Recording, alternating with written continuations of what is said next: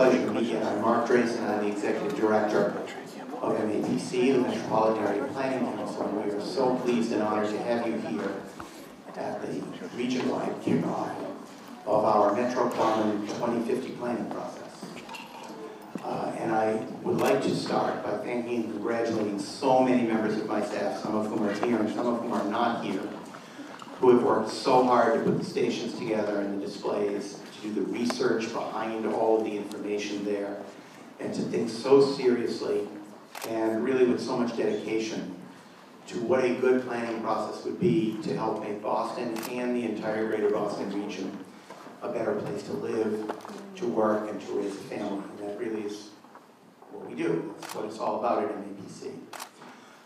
In the legislation that created us back in 1963, one of our actually few statutory responsibilities is to do a regional plan for greater Boston from time to time. That's what it says.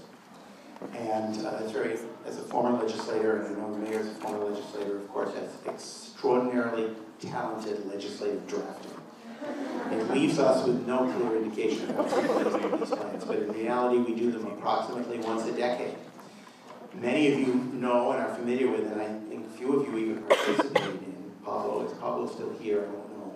There he is, very active in the process of developing the plan that we currently have, which is called Metro Future, making a greater Boston region. And Metro Future was adopted in 2008. So in fact, it's high time for us to begin the planning process for the new regional plan. And so much has changed since then. The economy, obviously, completely different than what it was in 2008. The housing market, completely different. School funding issues that we're facing. Whole new technologies have arisen and ended. Newer ones have arisen at speeds that I don't know if they're dizzying to everybody, but they're dizzying to me. And with all these changes, it's necessary to stand back, to assess, to think a little bit about what the future might hold, and to do a regional plan with goals and with policy recommendations that will really help to make this a better place. You know, we all lead busy lives, and sometimes we can't, any of us think that we even get to the end of the day and finish everything, all the responsibilities we have, especially not if you're the mayor of Boston. But what we like to say at MAPC is if you could put 1% of your time, all the time, into thinking about what the future is. Not the future next week or next month or when your next vacation is going to be, or even what your next job is going to be, but what is this region going to be like? This place that we call home for ourselves, for our families, for our children, for our neighbors, our co-workers, and their families and children. If you spend just 1% of your time thinking about that, so that 1%, that's where MAPC sits. That's what we do. And the regional plan is a great guiding document for that. So we're starting MetroCommon2050, as it's called now, and it'll be a 2-year planning process, and we're very much looking forward to the planning process, to the conclusion, and most of all, to the implementation. It is such an honor to have with us at this kickoff a great leader in our region, a great leader in the country, and the leader of my city, the city of Boston, Mayor Walsh. I have gotten to know the mayor a little bit, really. I did not know him all that well when he was a member of the legislature, and we didn't overlap. But I've gotten to know him very well since then. And he not only obviously brings tremendous intelligence and capacity and knowledge to the job, but the single thing about Marty Walsh that I think is most important is that when he wakes up in the morning and thinks about what he's going to do, he's thinking here. And I am so proud to have a mayor that really thinks about equity in the city, a mayor that really thinks about making sure that people have a place to live, they can afford, a mayor who really thinks about educating my son and all of the children of the city of Boston, and particularly, and this is increasingly unusual in this day and age, a mayor who thinks about working people and the struggles they go through and trying to make life better for them. So we're really honored to have him with us here today, our partner and our friend, Marty.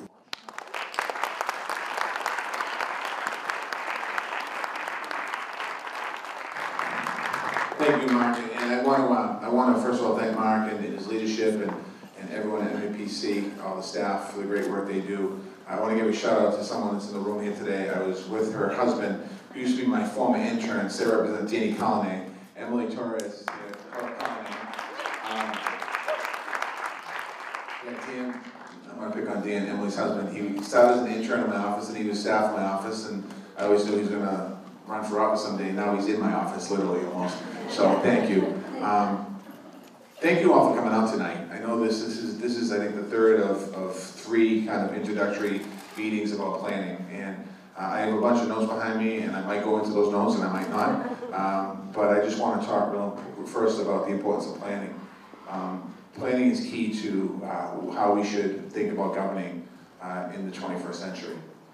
In the past, we did a lot of responses to legislation, we did a little responses to problems. If a problem arose, we would deal with the problem and kind of move on. And when I was running for Mayor of Boston in 2013, one of the things that we kept continually talking about was we don't really have a plan for what the future of Boston should look like.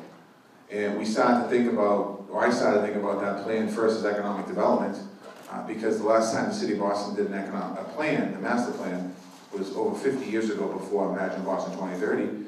And the main focus of that plan really was about growing economic development opportunities in the city. And what came from that plan was the downtown skyline. What came from that plan was a lot of jobs. Fast forward to 2013, we started thinking about a plan in Boston, and again, my thought process on it was really focused on economic development. But as we started to dive into policy, we realized we went to a forum on environmental justice and the environment. And we realized that we need a plan for the environment because we're reacting to certain aspects of the environment, global warming, sea level rise, climate change, but we don't really have a long-term plan for it. We started thinking about transportation. And the two biggest forums we had during the mayor's race in 2013 was the environment and bikes. That's where thousands of people came out. We started thinking about transportation, not just by cars driving down the street, but we started thinking about how do we involve people when we talk about transportation when it comes to infrastructure and bikes and dedicated bike lanes. And how do we think about pedestrians and walking, and how do we think about alternative modes of transportation? We started thinking about, we need a plan for transportation. And then we started thinking about arts and culture, and we realized that when I was running for mayor, we had a cabinet level position for arts and culture in the city of Boston. I think I might have been 1985-ish when Ray Flynn was the mayor. And we realized that we haven't had that position in thinking about arts and culture in our city, and what does that mean? You know, obviously the big institutions that are downtown, but we have so many local artists in our community. We have so many people that are talented that really can't access money, and the way they could access money is through the Mass Cultural Council grants at the state. And there really wasn't a lot of opportunities for artists in our city to really think about that. We said, we need a plan for artists. We call it the Creative Boston Creates. And then we started thinking about housing. When we got elected mayor of Boston, we realized, when I got elected mayor of Boston, we realized that we have a housing shortage. People were, God bless you, people were being forced out of their home because people were selling their homes for big amounts of money because the need was there. And the demand was there, but the supply wasn't there. And we realized we need a plan for housing. So as we started to embark on all these individual plans, we started to think about, we have a bigger master plan here that encompasses a lot more than economic development. It involves quality of life. It involves having people sit at the table. Our transportation plan had over 5,000 people participate in conversations. Our Imagine Boston 2030 plan, as we started that plan, just like this room tonight, pretty much. When I walked in, I looked around and I said, my God, this is like a flashback. We started by putting a chart on the wall and said, what do we want to do? Where do we play? How that impacts us in the city of Boston. Where do you want to work? How does that impact us in the city of Boston? Where do you want to live? How does that impact us in the city of Boston? How do you want to get to your job? How do you want to get to where you play? How do you want to get to where you live? Impacts us in the city of Boston. And if you notice on the maps that are on the wall over here, there's a lot of blue. And as sea level rises, how's that going to impact the areas that all those polka dots on the schedule are? And it's not just Boston over there. All the polka dots on the schedule, it's going to affect other cities and towns along the coast. And we thought about climate resiliency. So we started thinking outside the box. And the first thing I think that we did was, I did, is let people know that this is not my plan. This is not about what I think we should be in the city of Boston. It's about what we should all be in the city of Boston, where we should go, and let people come in, and kids come in. And down the street at DSNI, we had young people, teenagers, and we had little people with Legos putting things on walls that they want to see in the city of Boston because they had the future of the city of Boston. We had this conversation and this planning process that went way beyond it. And for me, I think it was one of those moments in the administration, the new administration, it was us learning how to do our job was also allowing people the opportunity to let their knowledge be known on how we plan. Planning is essential to anything that we do. I come out of the legislature, Mark comes out of the legislature, and we're being videotaped, so I'm going to get in trouble for this. When I was a legislator, we didn't plan. We thought about a couple of years down the road, but we didn't think long-term down the road. We thought about maybe funding an education. In 1993, we thought a little further down the road, but there wasn't many issues that we thought further down the road. So we started to go into the planning. I'm going to go to my notes for a minute just to talk about a couple of things that we've done, just so I don't forget. So, Imagine Boston 2030, first master plan in 50 years here in the city of Boston. More than 15,000 residents weighed in. 86% of our capital dollars right now align with what's in our plan. So when we think about the planning, what we did, we're backing up with the funding from our budget. I'm going to make a commitment tomorrow that 10% of all of our capital projects, that money's going to go into resiliency in our budget. So as we continue to build, we're going to make sure that that happens. That's breaking news. Don't tell anybody, don't tweet it out.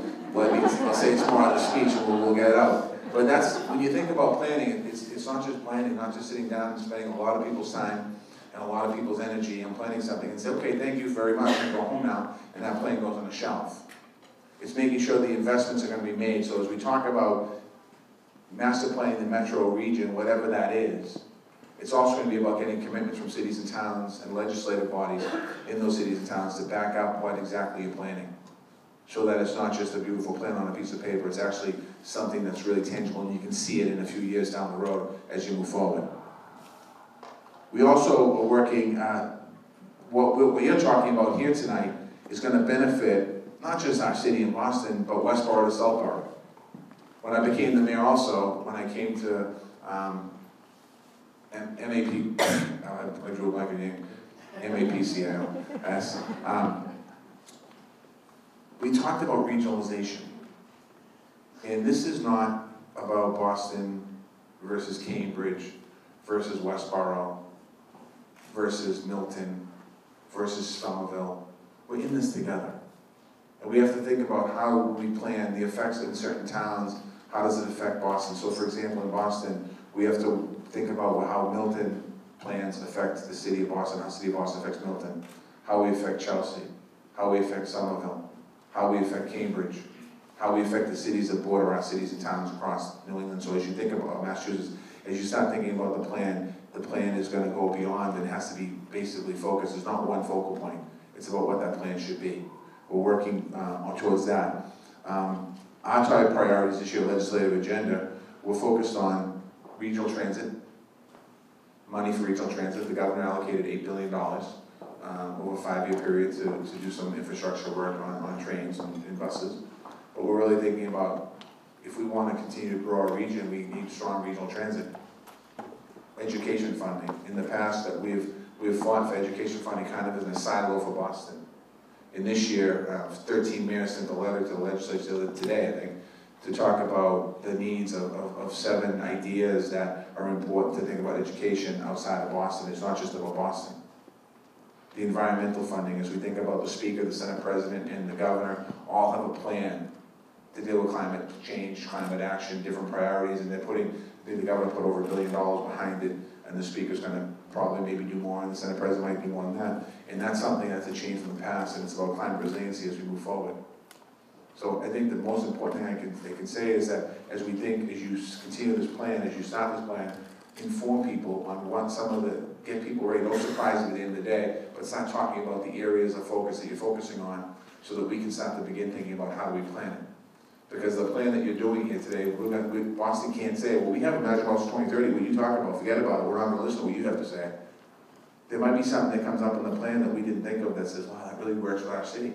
And we're going to have people at the table with you, working with you, thinking about ways of being creative, something that's really important, collaboration. Housing, just real briefly about housing. We committed in Boston to build 69,000 units of new housing by the year 2030. We realized last year that we're going to hit our goal far before 2030. We changed our goal. Actually, our goal is 53,000. We raised it to 69,000 units. And we realized that we didn't put in our document how to build high-end housing because people know how to do that. But But what we did put in our document is how do we build low-income, moderate-income housing, and how do we keep people in neighborhoods? And we started looking at our land in the city of Boston, and in the first couple of years, we put on about 438 parcels of land to bid out and to build 1-, 2-, and 3-family homes on them for first-time home buyers. And we were able to be successful with that by allowing opportunities. And throughout this plan, we were able to, in a 5-year period, in the last 5 years, create more low-income housing than any other 5-year period in the history of the city of Boston. We wouldn't have been able to do that if we didn't have a plan.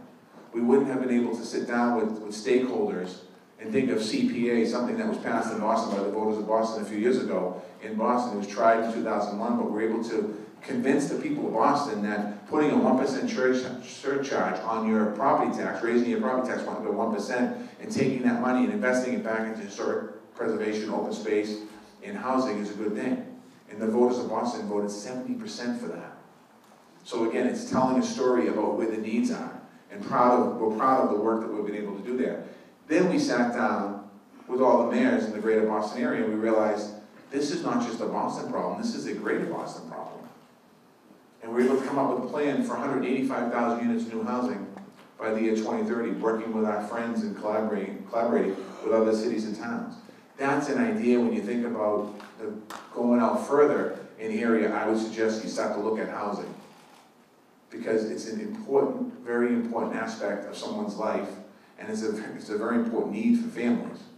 So if you think about that, we've been able to work collaboratively to kind of move that out. Working with Mayor Curtatone, MBTA I talked about. I have other things here, I'm not going to really go too much into it. I'm going to take some questions, if anyone's questions for me, but I just want to say a couple more things. Number one is, planning, I already said this, but I'm going to say it again.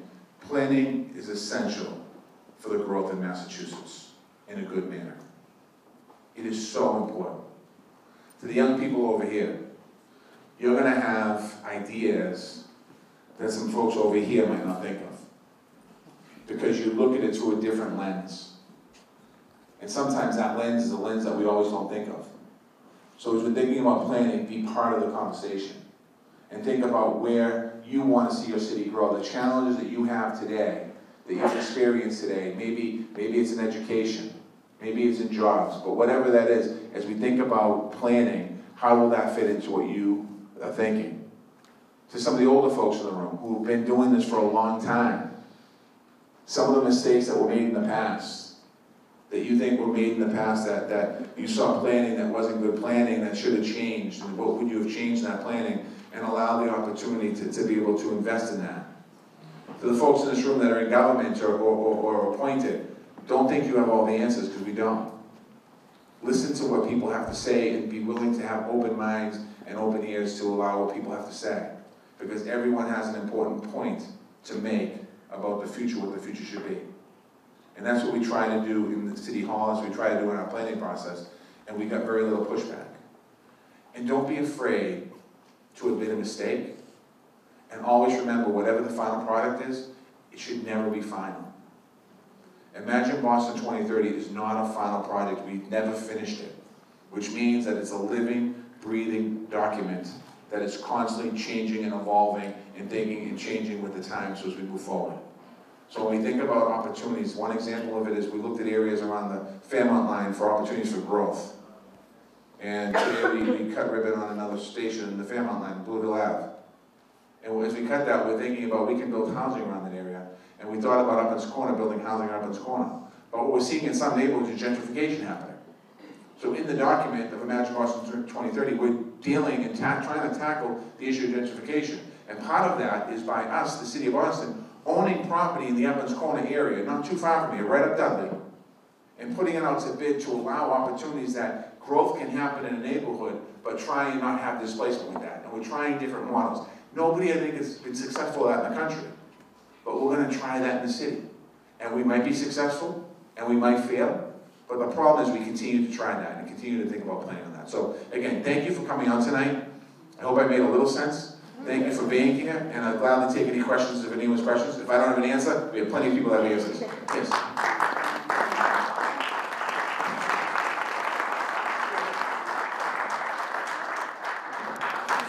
Hi folks, I'm I'm Lizzie Wine. I'm the Director of Government Affairs at MAPC. I just want to echo everyone's thanks to all of you for coming. I'm going to be running questions tonight, so please raise your hand.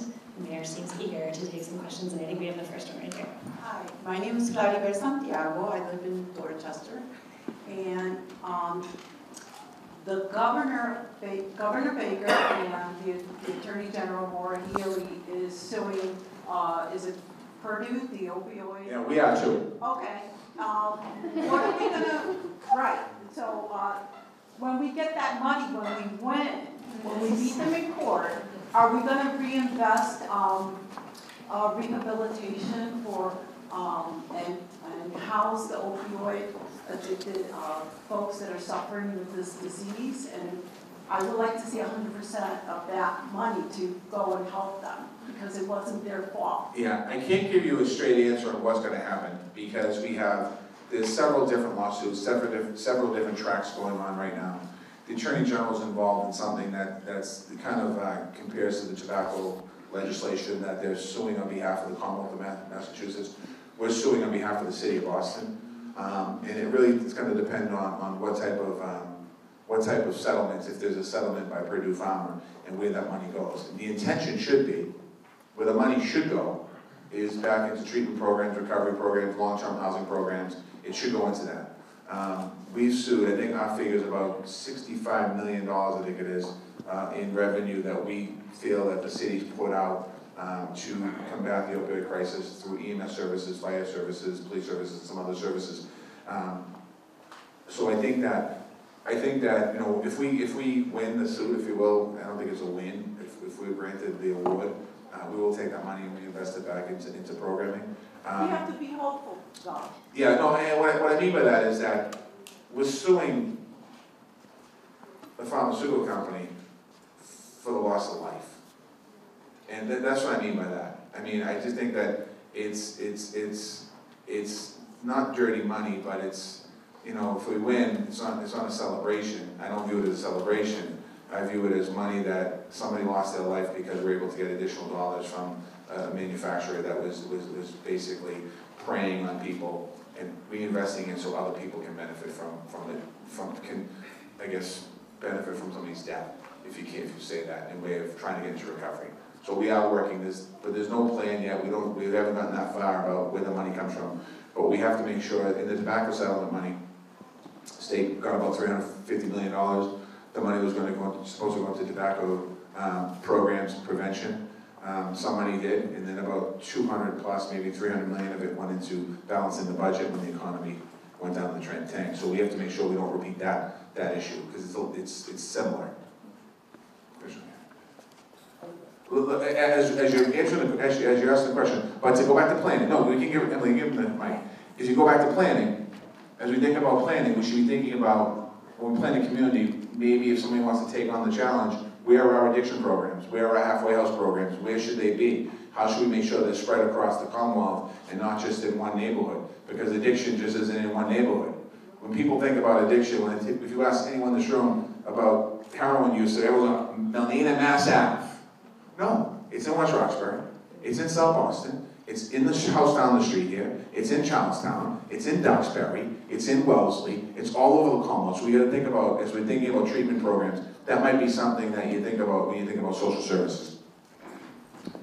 Hi, Mayor. I'm really grateful that you're talking about housing. I'm here from Toronto, and we found there's 100,000 empty private backyards that could let a small backyard dwelling go in there.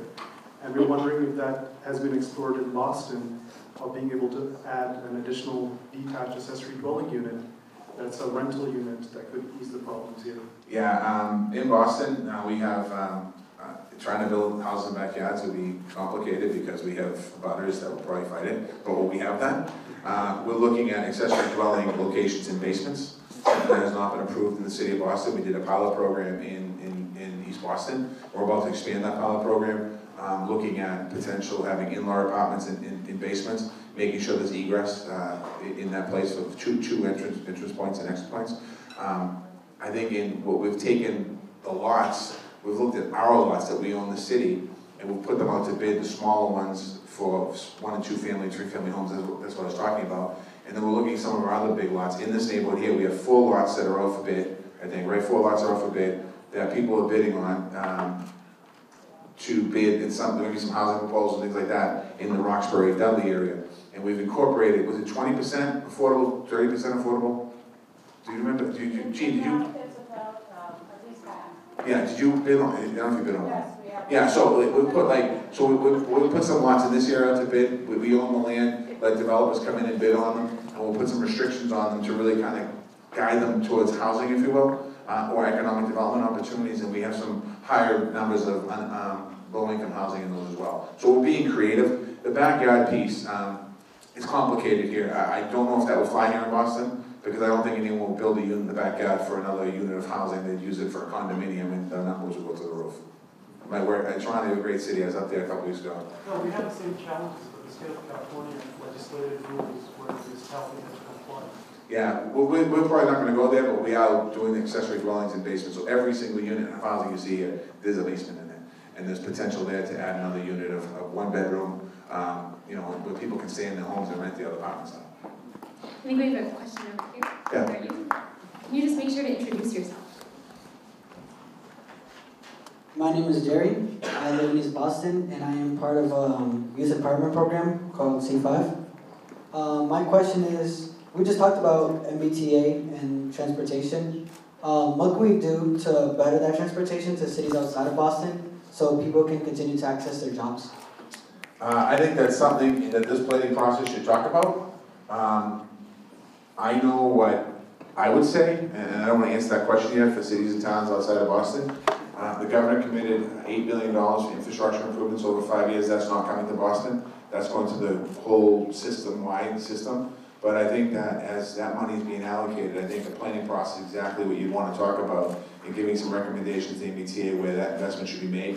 And also talk about, I mean, there's a fare increase proposal right now that, you know, it's kind of up in the air. And I think one of the things I've called for in that is transparency on the fare increase proposal, that if you're going to raise the fare 6%, people should know exactly where the money's going to go, or what type of service is going to be improved on that. Increases are never positive. There's always an issue with it. But I think that having a planning process exactly, your question is exactly something that should be talked about in the planning process. As you think about the map outside of the greater Boston area, and within the map there, what's the connections, what's the furthest town out that you're going to be reviewing, and what's that distance from that town to Cambridge, and how's that connection made? So that's what you should be talking about next. Yeah. Oh, sorry. I'm pointing people out.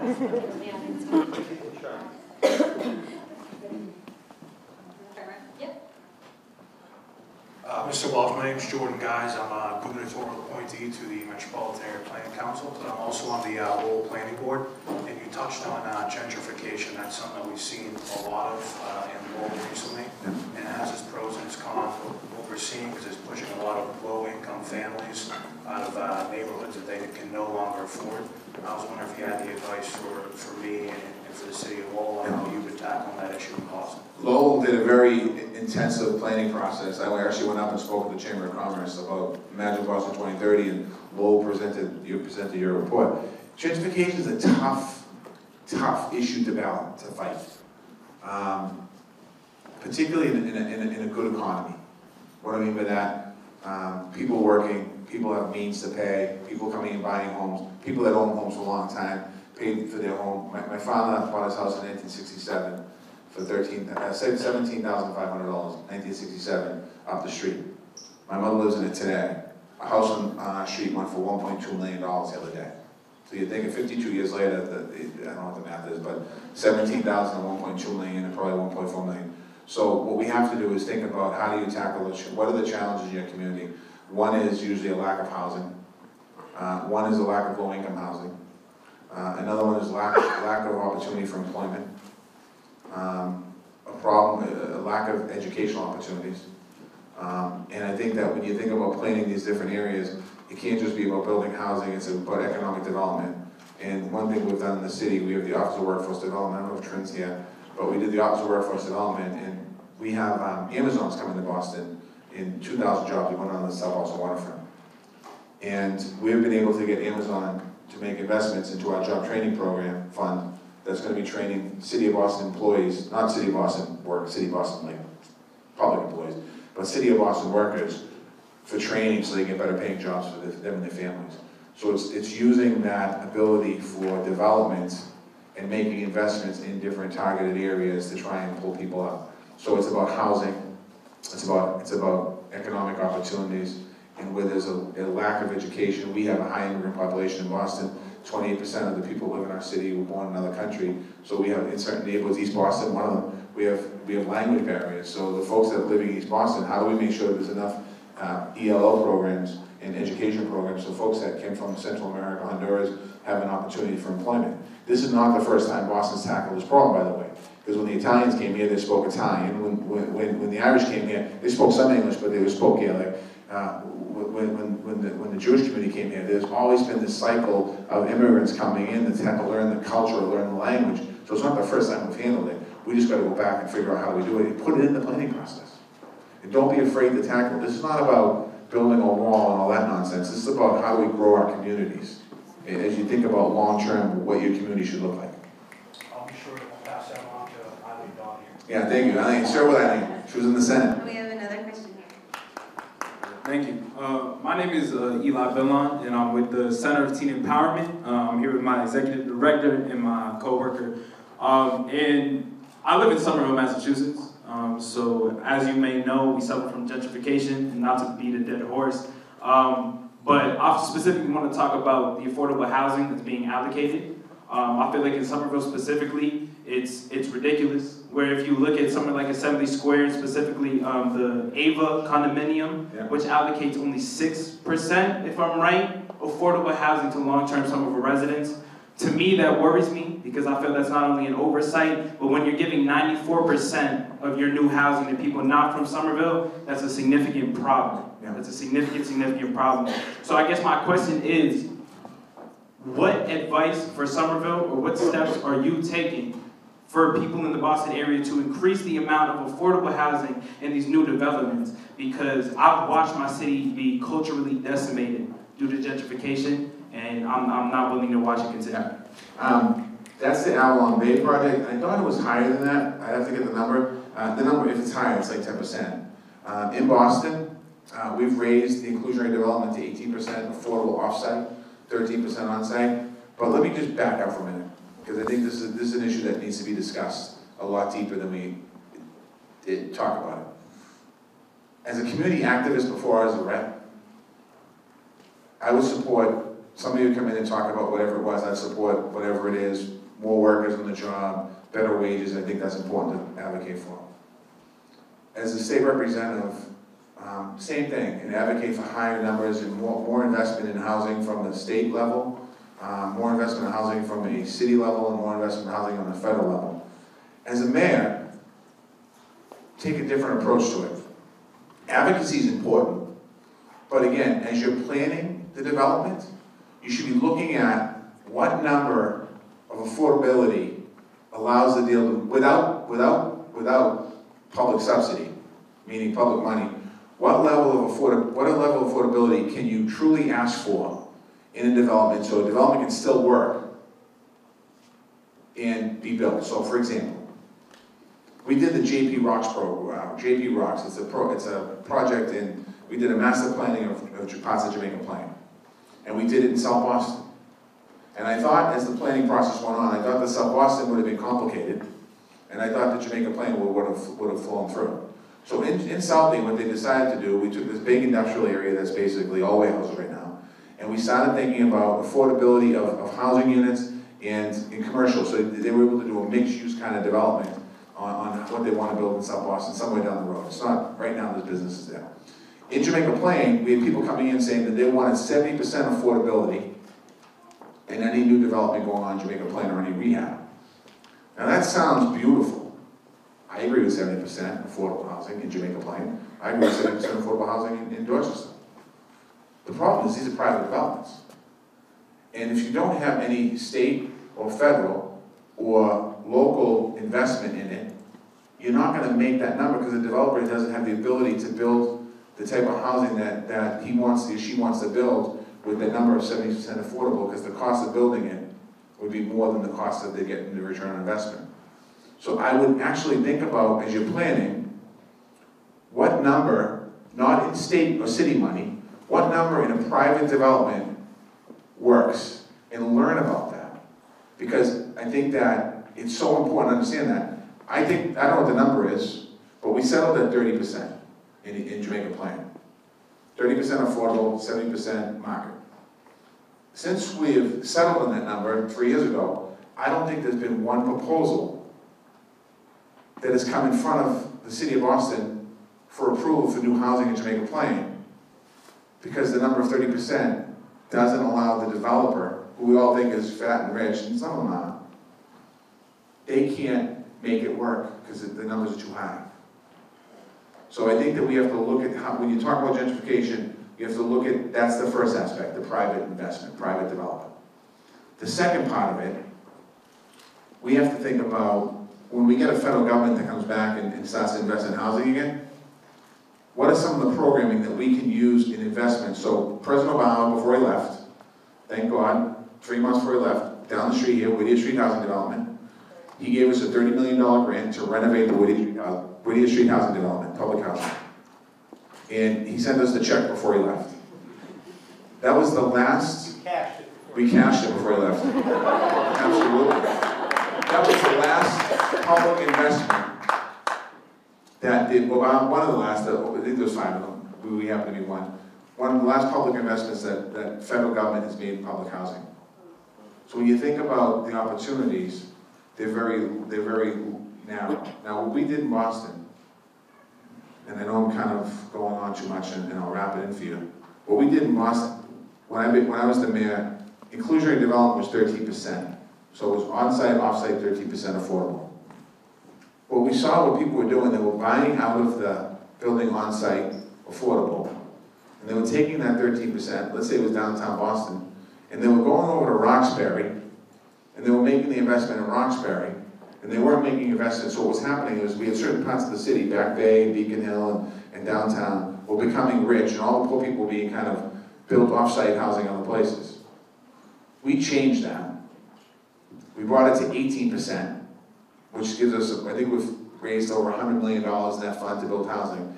And we'll put a radius of a mile around the development, so or maybe actually less than a mile. Depends on where it is. So if you're downtown Boston now and you're at Millennium Tower that's being built now in Winter Square, if you don't want to build your affordable on-site, you have to build your affordable off-site within that neighborhood.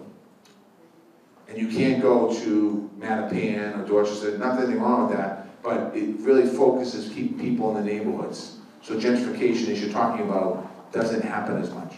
It's still happening. We have to be more creative. And if you can think of an idea, a plan that you worked on, let us know. Because I am open to every idea out there to try and fight this. I grew up on a street, my mother's still on the street,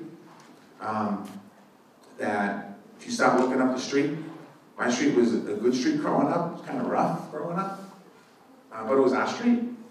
You start to look, the faces are changing because they're condoing now. They're starting to condo. All 3 families on my street. Every house had a 3-family.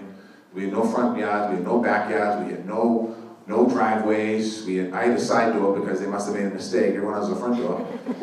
And I'm watching the young people come in now. They're condoing these 3 families that used to be these families I knew forever. They were poor.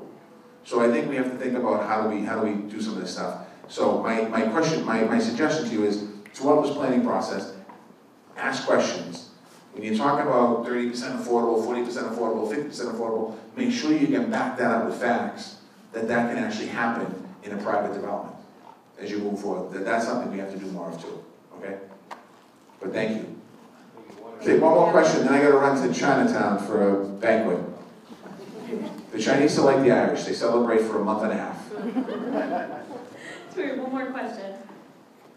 Let's see if we can get that. You have made some recent statements. Kristen Handerkin from Dorchester. Really applaudable about racial equity and mandating racial equity training for Boston City employees. What's your recommendation to the Planning Council regarding that? I think it changes from city to town. So basically, I did an executive order making sure that all city employees are educated on opportunities in city contracts and opportunities to make sure that everyone in the city is on the same page, that it's not just our Office of Diversity or just our Office of Housing Policy or Office of D&D or maybe an office in the school department, but actually training all city employees across the board on racial equity to make sure that we continue to have the racial equity in the city. Boston is, I mentioned, 28% people, immigrants, okay? 28% of the people live in our city born in another country. 48% of the people live in our city are first generation like I am. 52% of the people live in our city are people of color, or 51% of the people live in our city are people of color. 52% of the people in our city our households are led by women, single mothers or women in the household.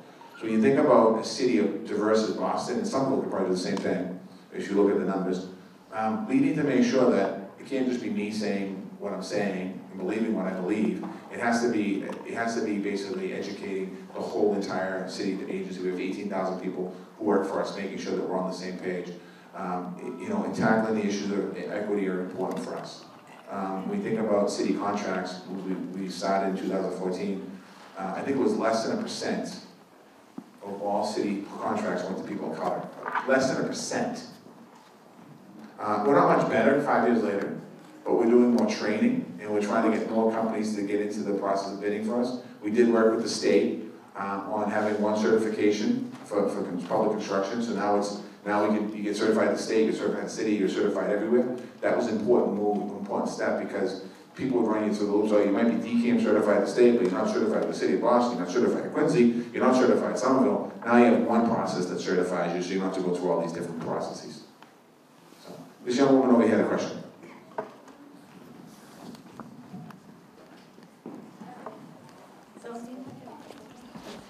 So my name's Anna, and I live in Winthrop, and I'm part of C5 as well. And I was going to ask about how the citizenship question on the 2020 census, or a citizenship question on the 2020 census, is going to affect where the funding goes and who it goes to. Well, it's going to affect, quite honestly, people filling out the form. We are going to be very involved in the 2020 census going around to the cities and towns. Boston is a very pro-immigrant city. And the language of coming out of the White House does not help us in the census, does not help the country to get an accurate number of how many people actually live in the United States of America. Nobody, regardless regarding their status, should be concerned about filling out a census form in Boston or Massachusetts or the United States, quite honestly. And we have to just continue to push back on the federal government on that. The problem is that I think that the administration kind of runs this piece of it. I don't think there's any congressional action that can happen to change this. And so, unfortunately, we don't have a check and balance on the president. We just got to let people know here in Massachusetts and across the country to fill out the census information and don't be afraid to. There's a whole bunch of other things I could talk about when it comes to immigration with this White House that is completely backwards and it's crazy. But we need to educate families to make sure they fill out that information, that data, so we get an accurate count. In the last 30 years, we've lost 3 congressional seats in Massachusetts. We were 12, we were 11, 10, now we're 9. So, I mean, having additional power in Congress, having additional legislators in Congress is important. For Boston, we've lost, I think, 4 or 5 state representative seats. Those of you that are Bostonians, we had a lot more representative seats in Boston years ago. The shift kind of went out of Boston out towards the western part of the state. So again, it's the census tract information is so important, and that question of citizenship is just, it's a game. Unfortunately, the White House is playing a very dangerous game with human beings. I want to say 3 quick thank yous. First, I want to thank Gene Pinato and Madison Park Development Corporation for this wonderful building.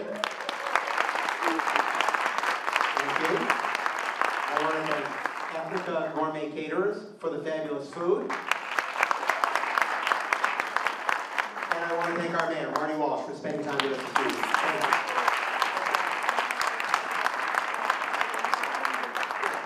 I'm going to say a couple of quick things. You got to listen to me for 1 minute. First, to the lady from Winthrop, the young lady from Winthrop, MAPC has signed amicus briefs in court opposing the census question on citizenship, and we'll continue to work on that. The gentleman from Toronto, when our statewide accessory dwelling unit legislation comes up before the Housing Committee or the Municipalities Committee, whichever one it does, either you are going to testify, or you're going to give me someone else from Toronto who can testify, okay? And the housing issues are absolutely critical. Here in Boston, throughout the region, people know me, it's very close to my heart. It's a big issue, the mayor is right. Complicated, difficult issues we have to keep working on, and we're going to solve them. Thank you all for coming.